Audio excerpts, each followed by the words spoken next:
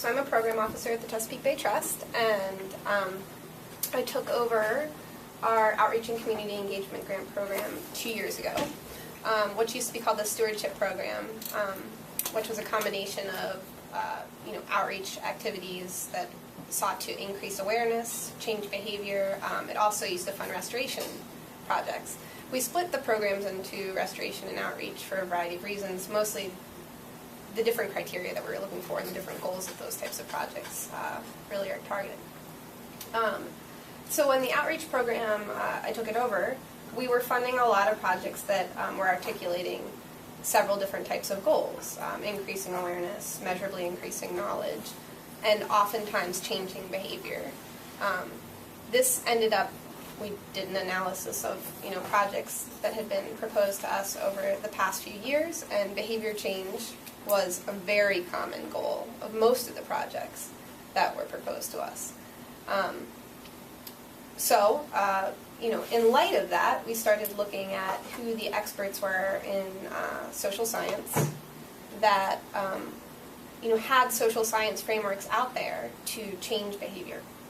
And there's one guy, Doug Mackenzie Moore, who had written a book called Fostering Sustainable Behavior, who was applying social science frameworks like social marketing to environmentally responsible behaviors, ERBs.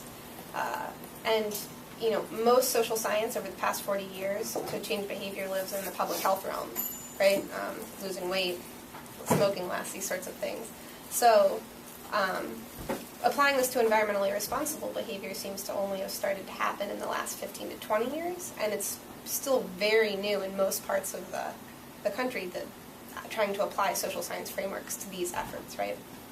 So we decided to track the program and help people to better understand these types of concepts. So this is always really a good opening statement that I like to make, because I think it's the key point for the argument for social marketing application. So while increasing knowledge or concern about the environment are worthy goals, studies have shown that being knowledgeable and or concerned about environmental issues does not necessarily lead to action. So this was something that we were seeing in a lot of final reports, is that projects were holding workshops or doing advertisements or trying to have community meetings, and they're noticing that maybe they were moving the needle slightly on awareness or knowledge. They weren't at all changing behavior when they asked those questions. And frequently that was the end goal, was to actually, for instance, get rain barrels installed. So the first case study that I'll put to you guys is one that focuses on attitudes. So there's three things that people generally usually kind of hang their hat on, is that if they can change attitudes, increase knowledge through information-intensive programs, or convince somebody that the cost is going to, that there's a cost incentive, that will be enough. And so these three case studies that we'll quickly look at will show that that is not the case. So there was a 3-hour workshop held on energy efficiency, and it was announced in the newspaper. The assessment was to measure attitudes and knowledge before and after the workshop. And attendees were given for free a low-flow shower head at the end of that workshop. Okay? Similar to, for instance, a rain barrel workshop, where people are maybe given them for free. The outcomes of this case study were that directly after the workshop, attendees were more knowledgeable on the BMP topics that they talked about, given energy efficiency goals. They checked in with the attendees 40 days later to see who had implemented the BMPs. Most attendees who had self-selected to come to this workshop had installed some of these BMPs before they even showed up, right? They were already predisposed to do these sorts of things. And only 8 of the 40 attendees installed the low-flow shower head they were given for free. So this was, generally speaking, not an effective behavior change strategy, right? Okay. So education and alteration of attitudes is not really sufficient if you're trying to get to behavior change goals. All right, so information-intensive strategies. This is a really common one that we saw and that we funded for a very long time. So it's definitely something that the reason why we decided to track the programs and have an awareness track in the outreach program and have a behavior change track in the outreach program, so that we can try to divide this and help people get over the assumption that information-intensive programs or attitudinal programs will change behavior. So the second case study is a random assignment of target audiences to 2 groups at a workshop. one group received a water use handbook that they had put a lot of time and effort into to create this handbook and to print this handbook. Lots of cost, lots of personnel time. The other group did not receive the water use handbook. The handbook described wasteful water use and conservation methods. So the outcomes of this case study, they checked in with the attendees 30 days after the workshop. There's no reduction in water use by either group, and no difference between the groups that received the handbook versus those that did not. So this really, costly, time-intensive workbook did nothing. So definitely something. Okay. So when do information-intensive programs work to change behavior? The answer is when that's the sole barrier to behavior change, and that's not a common thing, right? So ads for consumerism are not going to work on complex issues such as behavior change. Consumer choice point can be easily influenced by an ad, right? The feeling that you need a new pair of Nikes. We're talking about environmentally responsible behaviors. Way more complex behavior change stuff there. Right. So the last case study that I wanted to show is the economic self-interest thing. So I do want to point out that there's a whole suite of social science tools. One of them is cost incentives, and it should be applied strategically. There's challenges to using it. There's definitely it can be very effective if it's applied appropriately. However, a lot of people hang their hat on this being the only thing they need to articulate to change behavior, right? And this kind of shows that it's not effective. So, the U.S. implemented a free energy audit program, and if requested, utilities had to comply to the request for an energy audit for free. You guys may remember that this happened. So gas and electric utilities provided free audits. So the cost to the utility, at the time I think it was thought that it was $300 per household. It's actually been shown to be higher now. I think it was much higher for just one audit for one home. It's a very costly program to do this for free. And it's just an audit. They're not doing anything. So 6% of people in the entire U.S. requested the audit. Less than 50% of that 6% of the audits actually installed BMPs. And 2 to 3% of those, 2 to 3% energy savings total for those that participated in the program. So this was incredibly ineffective and very, very costly. So it would have been more effective for them to implement a BMP program that actually put the BMPs in themselves, right? So this was the point that, I'm sorry, what's your name? Alex, you were making earlier, right? Which is that sometimes it may just be more impactful to take your funds and your personnel time and go do it for somebody, right? And so we should be really looking at return on investment, right? And not hanging our hat on these assumptions. Okay. So again, people are more likely to act in economic self-interest. Enlightenment of this doesn't equate to behavior change. Okay, so just a quick summary of what we're currently doing, and I think this is still very true. We're underestimating the difficulty of changing behavior. So what we just covered, awareness, attitudes, knowledge, economic self-interest, are things that people are just assuming will be the tipping point. We're underestimating the time it takes to change behavior.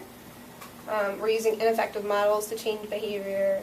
We're creating programs that lack evaluations, which is a really important point, and something we'll address through the framework that we'll go into. And we're measuring outputs instead of outcomes. So, there's 5 key ways to do evaluation. There's measuring the inputs, it's what you put into the work you do. There's measuring outputs, so how many publications did you put out, these sorts of things. And there's the outcomes, which oftentimes as a funder we're trying to push people towards, is what actually came out of this. And then there's impact, which is a really nebulous thing to measure, right? It's really contentious, actually. Can you even, prove that your work changed that indicator in the watershed? It's tough.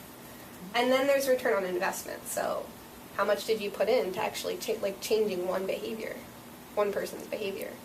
And those are the things that you can measure. And I think right now, generally speaking, people still get pretty hung up on the output thing. Okay. So what should we be asking ourselves? Are we changing behavior? Are we changing resource use? Are we changing resource quality? One thing is that in the social marketing world, there's a step that you take to pilot your program. So the strategies that you're looking to implement, you test before you do them. And oftentimes people want to look at whether or not this had an impact. Typically pilots are way too small to see that. So you should just look at whether or not it had any sort of impact on the behavior. So one of the first steps in social marketing is background and focus. So the key point I want to make here is that a lot of people across the nation are trying to impact the BMPs that we're trying to move the needle on. And there's tons of case studies on these. There is a point in social marketing where it seems that you can hit a point where you don't need to do as much barrier and benefit research anymore, that all the potential barriers and benefits have been identified, at which point you should be creating turnkey toolkits for people to utilize to change that behavior. For instance, pet waste right now, I'm aware of people that are creating toolkits on this because they've looked at all the case studies. There's so many of them. There's so many that are successful. Scoop the Poop in Texas. There's one in Sonoma County, Washington, and these are model programs that really move the needle on people picking up their pet waste. So at that point, you know that these are the 10 barriers that will exist to picking up your pet waste, and those are the things that you need to tackle in your community. Those are the things you need to go after. So maybe we don't need to put so much effort into the research piece of the barrier and benefits that exist for this behavior anymore. However, there's lots of behaviors where that information doesn't exist yet, and it may be very different for your community than another community. But the key point for background and focus is, why are you picking this behavior? And what exists on this behavior so that you don't have to recreate the wheel. So one point I like to make at this point is that I think some nonprofits right now that I see and work with regularly as part of our grant program struggle with the idea that in social marketing that you have to do formative research, even just background research, much less formative research. It's a hurdle for us. It's our own barrier, that we wouldn't just jump into the community, explain why it's important, do the work on the ground. We're not particularly desk people as a community, and so that's a barrier of our own. Okay, so this is just something that I'll quickly go through. Washington State did a litter campaign. They had 16 million pounds of trash. That's their background. They were trying to fix this. Their purpose was to reduce litter, and their focus was the roadways. And so I've just tried to kind of ground the steps of social marketing in a case study that exists. That was the focus there. People do a SWOT. I'm not going to get into this because it would take too long, but strengths, weaknesses, opportunities, and threats. You look at the strengths and weaknesses that exist internally and the things that exist externally. And this is all part of a process that justifies your approach. So this kind of ground truth it again. An example of, in Washington State for the litter prevention campaign, was that folks were trying to look at, for instance, a strength, and they identified that 60% of littering is deliberate, right? So that to them was a strength that they could actually maximize internally. They knew this as a fact, and they could actually maximize that as part of their design. A weakness was that litter was multi-jurisdictional as a problem that was tough to overcome, so they want to minimize that. Example of opportunities, they wanted to maximize. Litterers are not aware of fines, and they had very high fines in the state. So that was an opportunity that they actually wanted to build into the design of their program to change behavior. And an example of a threat to minimize, messages to litterers who have attitudes of self-entitlement, rebellion, and arrogance could touch on an injunctive norm. So an injunctive norm is an example, for instance, if you guys are familiar with Ironized Cody, a long time ago, there was this ad. It was actually an Italian man who was dressed up like an Indian man, and it was part of Keep America Beautiful campaign to address the litter. And he's canoeing, and he comes to a highway, and he cries when he sees somebody throwing trash out of the cart. I actually have the link in here, but we're not going to get to it, so that's why I wanted to tell you about it now. It turns out that a lot of research has been done on that particular ad campaign, and it touched on an injunctive norm, not a prescriptive norm. So they're trying to tell people to litter less, but in actuality, they made people that watched it feel as though littering was a norm. It was normal to litter, and so it may not have had the effect that they had hoped. Although people are very emotionally attached to the ad campaign, but it doesn't seem to have affected behavior change in the way that they had hoped. Okay, select a target audience. This is a really complex process, and I don't think we have time to get into all of it, but I will say this. It's very important to segment your target audience, to think about the potential demographics, geographics, psychographics, or behavior segmentation that you could do to hone in on a particular target audience. Very, very frequently we receive proposals that say we want to target the general population. this is not a good way to go if you're trying to change behavior. And I could elaborate, but I think we need to move on. Okay, so this was an example of target audience selection that that folks did out in Washington State. Okay, so behavior selection, oftentimes we see people picking behaviors without any sort of thought about why they picked the behavior that they selected. It may just be because they want to do that. And that's fine, right? But behavior selection should consider three things, really: probability, penetration, and impact. And those things, we could spend an hour on just this piece. But the key point that I want to make here is that return on investment modeling is incredibly important. Thinking about whether or not you're trying to tackle a high impact behavior with low probability, or something that's high probability, so likely that people will do it, but it has a very low impact, is something important to think about, right? And that's pretty much the gist of return on investment modeling. Okay. And so this is how you would weight a behavior. You would go through an impact, probability, and penetration process to weight behaviors against each other, and that's sort of the formula that exists for thinking about that.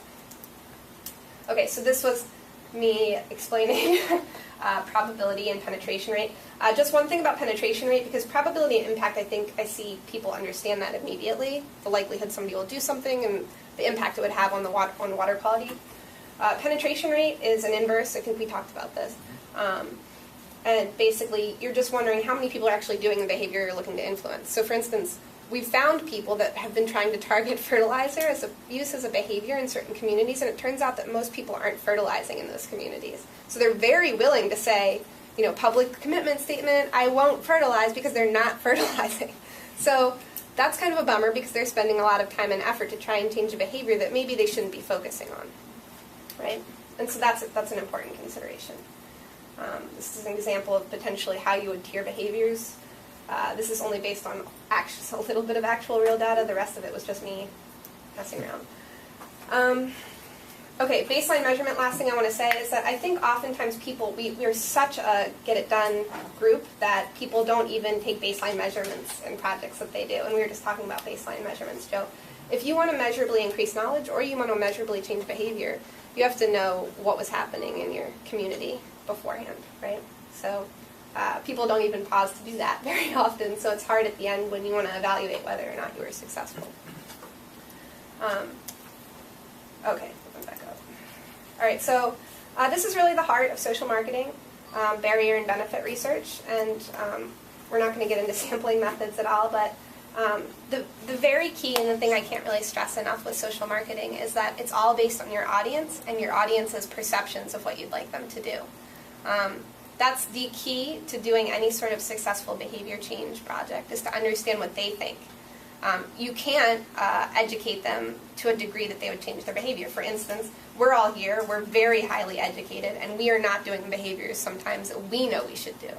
So, this harkens back to the first point, which is that we have to get off the idea that we're going to tell them why they should or educate them to the point that they will. And really focus on what it is that they believe and understand about it. And then get into that and design a program that overcomes the barriers they perceive exist to them doing it. That's social marketing. It's all audience-based. And there's a variety of ways in which you understand somebody's perceptions of something. And then finally, you develop a strategy, and so there's different types of behaviors that you might be tackling. You always want to consider whether or not there's a competing behavior. Sometimes there is. There's something that you also need to address as part of a behavior change program. So you're not just trying to get them to do something. You may also, in some cases, be trying to get them to not do something simultaneously. And people, there's Cialdini's effect, Occam's razor, all these things where people will, it's all the same idea that people will go the path of least resistance, right? So that's why you have to consider this. You have to also address a competing behavior, and hopefully people understand this. Basically, you need to develop strategies that are going to reduce barriers and increase benefits to the behavior you wish to promote, while simultaneously increasing the barriers and reducing the benefits to the behavior you wish to discourage. So it's kind of thinking about both sides of the coin. So you have this great rich information that you may have gotten through focus groups, research, intercept surveys, interviews. It depends on what combination of things you did to understand what people perceive about the behavior you're looking to influence. and then you implement strategies, then you design, but it's all to your audience. So that's sort of the gist of it. These are common social science tools that people apply in order to affect behavior change. And I think I'm going to stop here, only because the next, however many slides get into the challenges of applying these individual strategies and the benefits of applying these individual strategies. So, so one thing I want to say is that I've redesigned our grant program that allows requests for 3 years, over a 3-year period, to phase social marketing for behavior change. So you can come in for just a research phase for the first year, and then a design and piloting phase, and then an implementation phase that includes evaluation. So one thing we're trying to push for is that people would actually include in their timeline staff time to hold for evaluation. And I think maybe we'll even move further on that in the future. Behavior change takes a long time. And the social science tools that we're looking at now, oftentimes they have to be used in combination with each other, because every individual, even us in this room, may be influenced more by one of these things than another. So you have to apply them in combination to reach the most amount of people that you'd like to reach for behavior change work. So that's sort of how we structured our grant program to meet the needs of applying this kind of work. But we kept an awareness track, because I and our board still thinks it's really important to increase knowledge. It's a prerequisite to behavior change. There are social scientists out there that believe that we should just be focusing on behavior change if we want to get to the end goal, right? But I think that it's still meaningful to increase awareness and knowledge as a prerequisite to behavior change, and so we'll be keeping that track for the foreseeable future. And so, yeah.